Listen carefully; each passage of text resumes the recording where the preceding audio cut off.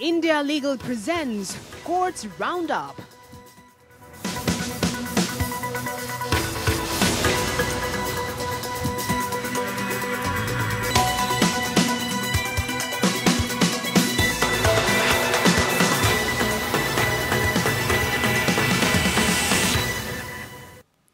नमस्कार, मैं हूं दिशा बिस्ट। कोर्ट्स राउंडअप में आपका स्वागत है। इस बुलेटिन में अगले आधे घंटे हम आपको कोर्ट से जुड़े तमाम छोटी बड़ी खबरों से रूबरू कराएंगे। कोर्ट्स की कार्रवाई और सुप्रीम कोर्ट से लेकर हाई कोर्ट और लोअर कोर्ट तक के फैसलों को आपके सामने रखेंगे। आगे बढ़ने से पहले एक नजर डालते हैं हेडलाइंस पर। सुप्रीम कोर्ट ने किसान आंदोलन में कोरोना गाइडलाइन के उल्लंघन को लेकर जताई चिंता, कहा बन सकते हैं तबलीगी जमात वाली घटना जैसे हालात। राजस्थान में 6 बसपा विधायकों के कांग्रेस में विलय को चुनौती देने वाली याचिका पर सुप्रीम कोर्ट ने स्पीकर सीपी जोशी को नोटिस जारी कर मांगा जवाब। बसपा विधायकों से भी किया जवाब तलब। मध्यस्थता प्रक्रिया में हस्तक्षेप पर सुप्रीम कोर्ट ने कहा अनुच्छेद 226 और 227 का दुर्लभ स्थिति में ही हो इस्तेमाल। गैंगस्टर अबू सलेम की तिहाड़ जेल ट्रांसफर करने की याचिका को सुप्रीम कोर्ट ने किया खारिज। एमिकस क्यूरी से बात करने की दी थी दलील, अपने हिरासत को बताया था गैर कानूनी।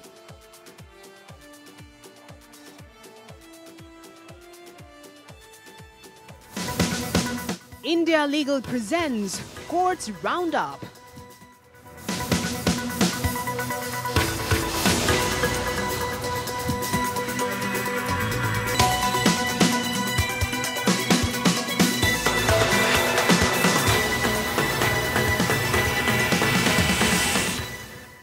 सुप्रीम कोर्ट ने किसान आंदोलन और धरना प्रदर्शन पर चिंता जताते हुए कहा कि अगर किसानों को कोविड से सुरक्षा नहीं दी गई और कोरोना सुरक्षा गाइडलाइन का पालन नहीं किया गया तो कोरोना बुरी तरह से फैल सकता है, तबलीगी जमात की तरह दिक्कत हो सकती है।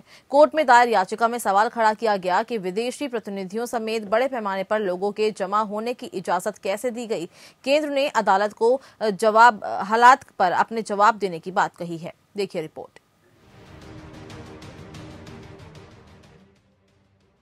किसान आंदोलन में कोविड को लेकर सुप्रीम कोर्ट ने चिंता जताई है। सुप्रीम कोर्ट ने केंद्र से पूछा कि किसान आंदोलन में कोविड को लेकर क्या नियमों का पालन किया जा सकता है। सीजीआई एसए बोबडे ने कहा कि हमें नहीं पता कि किसान कोविड-19 से सुरक्षित है या नहीं।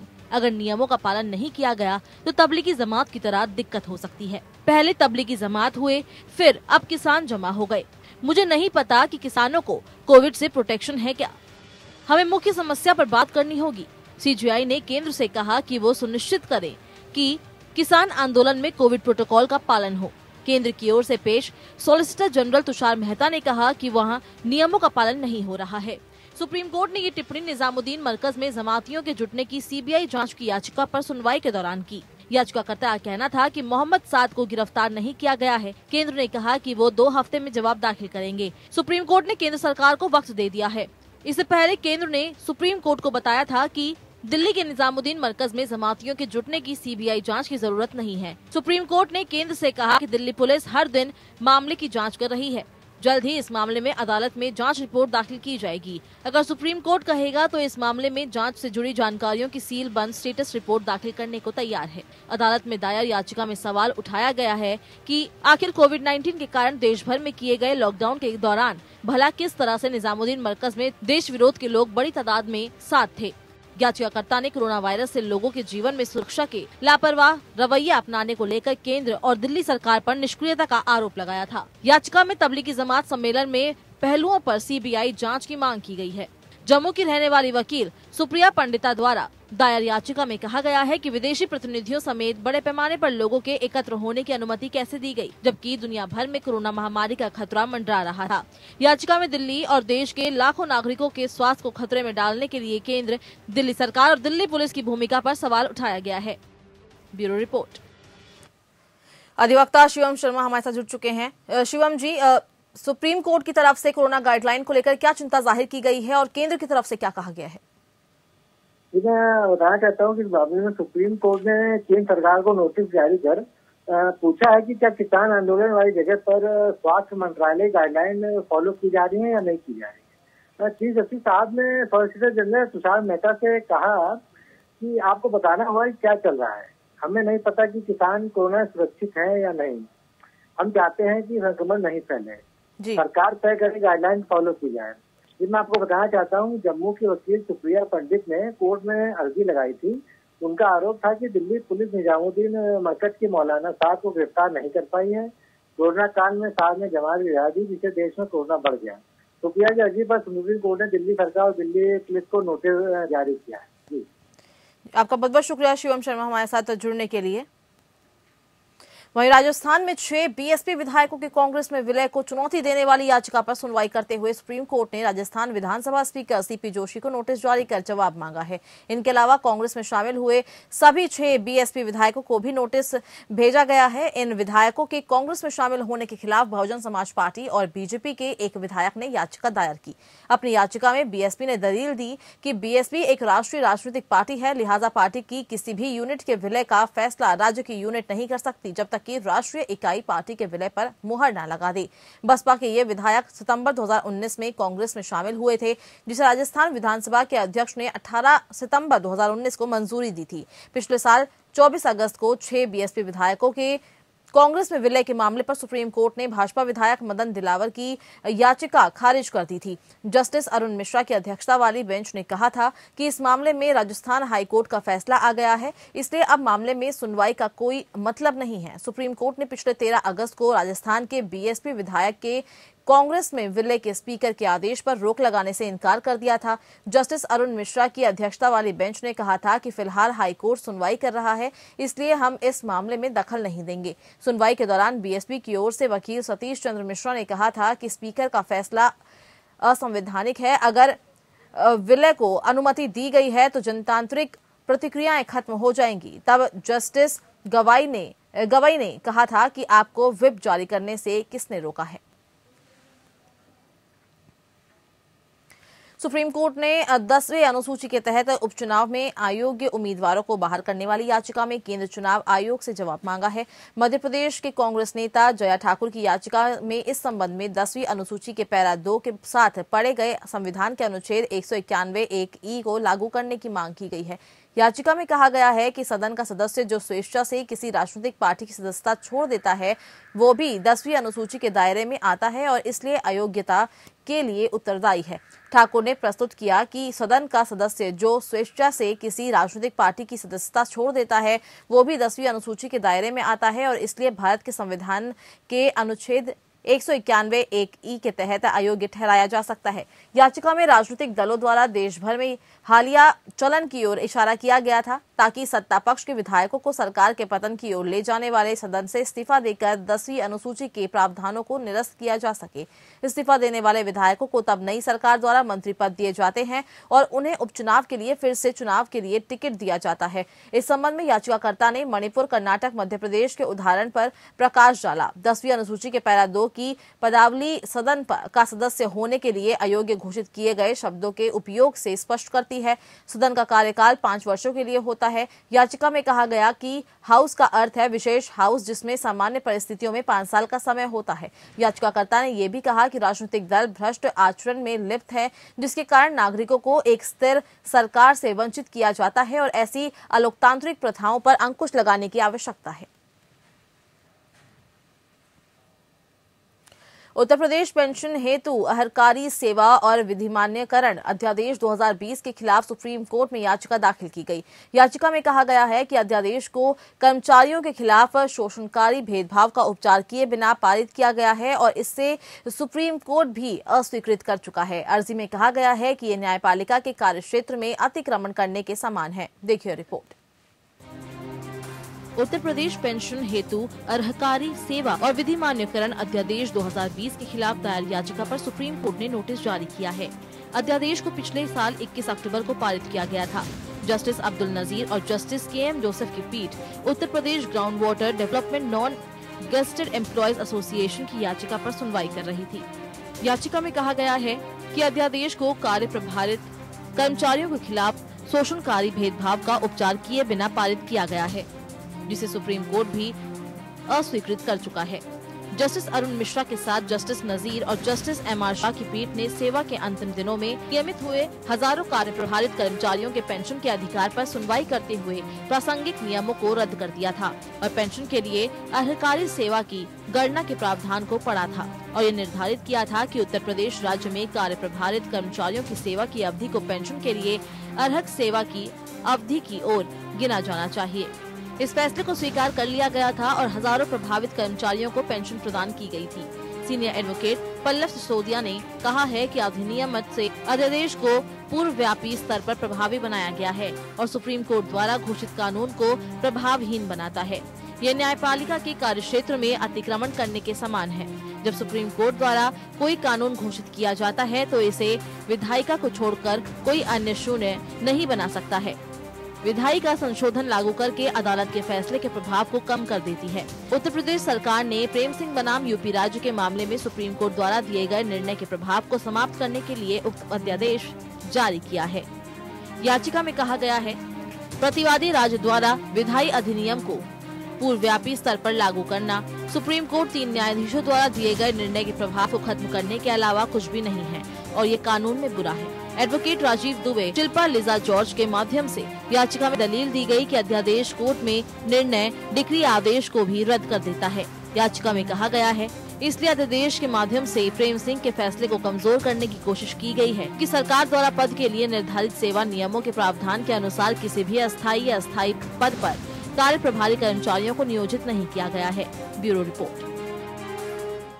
1993 के मुंबई धमाकों में सजा काट रहे दोषी गैंगस्टर अबू सलेम को सुप्रीम कोर्ट ने झटका दिया है। मुंबई की तलोजा जेल से दिल्ली की तिहाड़ जेल ट्रांसफर करने की उसकी याचिका सुप्रीम कोर्ट ने खारिज कर दी। इसके अलावा उसने एक याचिका में अपनी हिरासत को गैर कानूनी ठहराने का आवेदन दिया था। कोर्ट ने उसे भी खारिज कर दिया है।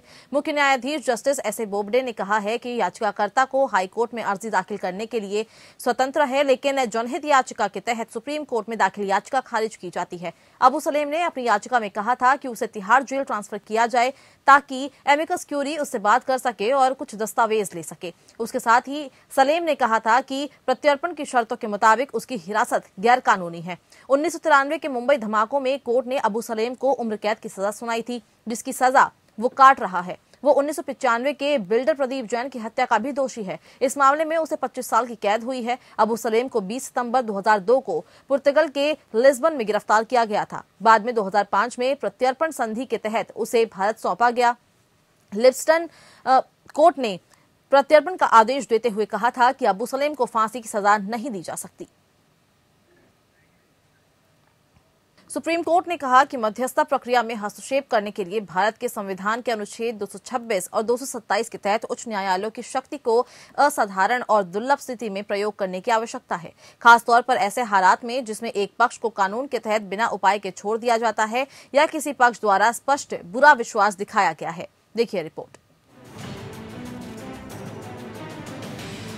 मध्यस्थता प्रक्रिया में हस्तक्षेप मामले में सुप्रीम कोर्ट ने अहम टिप्पणी की है। न्यायमूर्ति एन.वी. रमन्ना, न्यायमूर्ति सूर्यकांत और न्यायमूर्ति ऋषिकेश रॉय की पीठ ने गुजरात उच्च न्यायालय के एक निर्णय को रद्द करते हुए एकमात्र मध्यस्थ के अधिकार क्षेत्र को चुनौती देने वाली रिट याचिका की अनुमति देते हुए कहा, अगर न्यायालयों को अधिनियम के दायरे से परे मध्यस्थ प्रक्रिया में हस्तक्षेप करने की अनुमति दी जाती है तो प्रक्रिया की कार्यकुशलता कम हो जाएगी। पीठ ने इस मुद्दे पर विचार किया कि संविधान के अनुच्छेद 226 और 227 के तहत क्या मध्यस्थ प्रक्रिया में हस्तक्षेप किया जा सकता है और किस परिस्थिति में। इसका उत्तर देने के लिए पीठ ने उल्लेख किया कि पंचायत अधिनियम अपने आप में एक संहिता है और अधिनियम की धारा 5 में गैर विरोधात्मक खंड विधायिका की मंशा को बनाए रखने के लिए प्रदान किया गया है, जैसा कि प्रस्तावना मॉडल कानून और नियमों को अपनाने के लिए प्रस्तावना में प्रदान किया गया है। अत्यधिक न्यायिक हस्तक्षेप को कम करने के लिए जिस पर मध्यस्थता अधिनियम के तहत विचार नहीं किया गया है। इस मामले में पीठ ने देखा कि मध्यस्थता अधिनियम की धारा 16(2) के तहत मध्यस्थ द्वारा पारित आदेश को भारत के संविधान के अनुच्छेद 226 और 227 के तहत एक याचिका के माध्यम से चुनौती दी गई थी। निवेदिता शर्मा बनाम secular operators association of India और मेसर्स में डीप इंडस्ट्रीज लिमिटेड बनाम oil and natural gas corporation limited मामलों में निर्णय का उल्लेख करते हुए बेंच ने आगे देखा। इसलिए एक न्यायाधीश के लिए प्रक्रिया के तहत स्थापित प्रक्रिया से परे न्यायिक हस्तक्षेप की अनुमति नहीं देने के लिए विवेक का प्रयोग करना आवश्यक है। इस शक्ति को असाधारण दुर्लभता में प्रयोग करने की आवश्यकता होती है, जिसमें एक पक्ष को कानून के तहत बिना उपाय के छोड़ दिया जाता है या किसी एक पक्ष द्वारा स्पष्ट बुरा विश्वास दिखाया जाता है। इस न्यायालय द्वारा निर्धारित उच्च मानक मध्यस्थता को उचित और कुशल बनाने की विधायी मंशा के संदर्भ में है। अदालत ने देखा है कि संविधान के अनुच्छेद 227 के तहत उपाय को लागू करने के लिए अपीलकर्ता की ओर से कोई असाधारण परिस्थिति या बुरा विश्वास नहीं था। मध्यस्थता अधिनियम की धारा 16 अनिवार्य रूप से कहती है कि न्यायालय से पहले न्यायाधिकरण द्वारा क्षेत्राधिकार के मुद्दे को निपटाया जाना चाहिए, इससे पहले कि अदालत धारा 34 के तहत उसकी जांच करती है। कोर्ट ने कहा कि हाई कोर्ट ने संविधान के अनुच्छेद 226 और 227 के तहत उपलब्ध अपनी विवेकाधीन शक्ति का उपयोग करने में त्रुटि की है। इस प्रकार अपील की अनुमति देते हुए हाई कोर्ट के फैसले को रद्द किया गया है। Bureau report.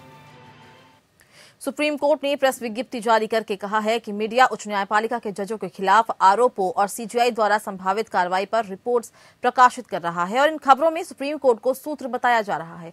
सुप्रीम कोर्ट ने कहा है कि सारे इन हाउस जांच और कार्रवाई गोपनीय रहती है और सुप्रीम कोर्ट इस बारे में कोई जानकारी नहीं देता है।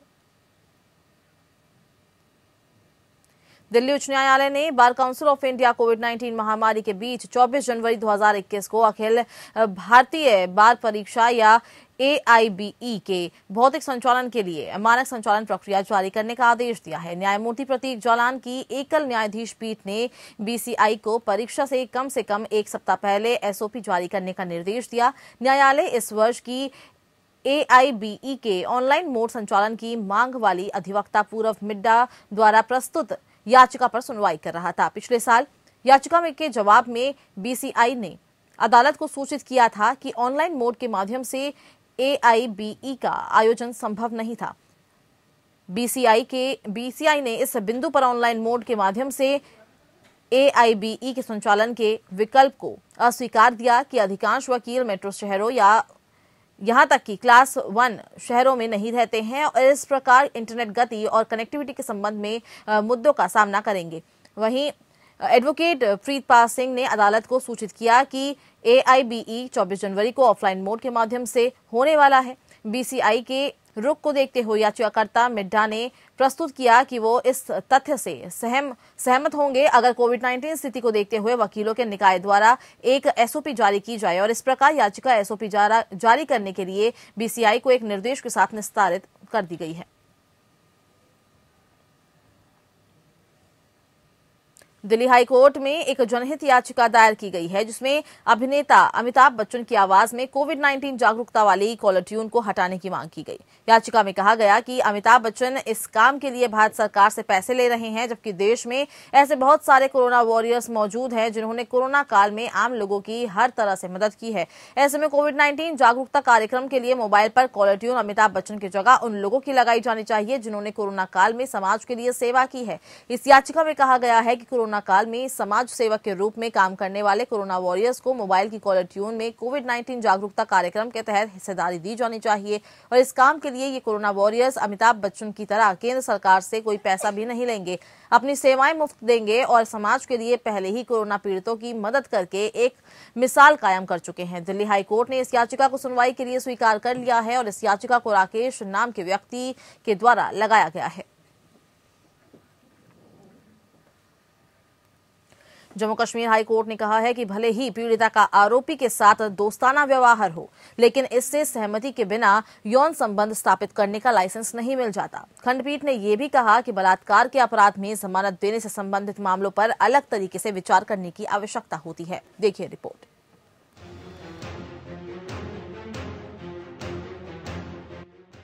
Jammu and Kashmir high court ने हाल ही में एक याचिकाकर्ता को IPC की धारा 376 के तहत नियमित जमानत का लाभ देने से इनकार कर दिया। कोर्ट ने ये कहा है कि भले ही शिकायतकर्ता का याचिकाकर्ता के साथ लंबे समय से दोस्ताना व्यवहार था, फिर भी याचिकाकर्ता अभियुक्त को उसकी सहमति के बिना उसके साथ यौन संबंध बनाने का लाइसेंस नहीं मिल जाता है। ये टिप्पणी करते हुए न्यायमूर्ति संजय धर की खंडपीठ ने ये भी कहा कि बलात्कार के अपराध में जमानत देने से संबंधित मामलों पर अलग तरीके से विचार करना आवश्यकता होती है, क्योंकि ऐसे मामलों में उदार दृष्टिकोण अपनाकर जमानत पर अभियुक्त को रिहा करना समाज के हितों के खिलाफ होगा। शिकायतकर्ता पीड़ित ने न्यायिक मजिस्ट्रेट हीरानगर के समक्ष एक शिकायत दर्ज कराई थी, जिसमें आरोप लगाया था कि जब वो 10वीं कक्षा में पढ़ रही थी तब उसकी दोस्ती याचिकाकर्ता अभियुक्त के साथ हुई थी। उसके बाद उसने उसकी मर्जी के खिलाफ उसके साथ अवैध संबंध विकसित किए और ये भी वादा किया कि वो उपयुक्त समय आने पर उससे शादी करेगा। मामले की जांच के बाद पुलिस ने पाया कि आरोपी के खिलाफ आईपीसी की धारा 376 के तहत अपराध बनता है और इस प्रकार न्यायालय के समक्ष चालान पेश किया गया था। याचिकाकर्ता ने जमानत देने के लिए ट्रायल कोर्ट का दरवाजा खटखटाया, लेकिन 12 अक्टूबर 2020 को पारित किए गए आदेश के तहत उसे जमानत देने से इनकार कर दिया गया था। याचिकाकर्ता ने इस आधार पर जमानत मांगी थी कि पीड़ित ने अपनी मर्जी से व स्वतंत्र सहमति से याचिकाकर्ता अभियुक्त के साथ संबंध बनाए थे। इस तरह ये नहीं कहा जा सकता कि किसी गलत धारणा के कारण याचिकाकर्ता और पीड़िता के बीच यौन संबंध बने थे। मामले के आरोपों, चालान और तथ्यों को ध्यान में रखते हुए अदालत इस निष्कर्ष पर पहुंची कि प्रथम दृष्टया याचिकाकर्ता के खिलाफ पीड़िता द्वारा लगाए गए आरोप वास्तविक हैं, क्योंकि पीड़िता ने न केवल उसकी शिकायत में बल्कि सीआरपीसी की धारा 164A के तहत दर्ज कराए गए बयान में बार बार कहा है कि याचिकाकर्ता ने उसकी सहमति के बिना उसके साथ संभोग किया है। कोर्ट ने कहा कि अगर याचिकाकर्ता को जमानत पर रिहा किया गया तो वो पीड़िता को धमकी दे सकता है। अदालत उसे तत्काल चरण में जमानत देने से इनकार करती है, क्योंकि अभी पीड़िता का बयान दर्ज होना बाकी है और ऐसे में न्याय का मार्ग विफल हो सकता है। Bureau report. विश्व की सबसे बड़ी वैक्सीन निर्माता company serum institute of India के खिलाफ महाराष्ट्र के नांदेड़ की एक कंपनी ने पुणे की एक कोर्ट में मुकदमा दायर किया है। कटिस बायोटेक नाम की कंपनी ने यह मामला सीरम इंस्टीट्यूट ऑफ इंडिया द्वारा बनाई जा रही कोरोना की वैक्सीन कोविशील्ड नाम को लेकर किया है। कंपनी का कहना है कि उसने इस नाम से पहले ही कई उत्पाद तैयार किए हैं जो बेचे भी जा चुके हैं। कोविशील्ड नाम के इन उत्पादों का 30 मई से 31 दिसंबर 2020 तक का टर्नओवर करीब 16 लाख रहा। कंपनी का कहना है कि उसने कोविशील्ड नाम के ट्रेडमार्क रजिस्ट्रेशन के लिए अप्रैल 2020 में आवेदन किया था, जबकि सीरम इंस्टीट्यूट की ओर से यह आवेदन जून 2020 में किया गया था। मामले की सुनवाई 19 जनवरी को होगी। आपको बता दें कि drug controller general of India DCGI ने सीरम इंस्टीट्यूट की कोविशील्ड को इमरजेंसी इस्तेमाल की मंजूरी दी है। और इसी के साथ कोर्ट्स राउंड अप में बस इतना ही। आप बने रहिए हमारे साथ। नमस्कार। India Legal presents Courts Roundup.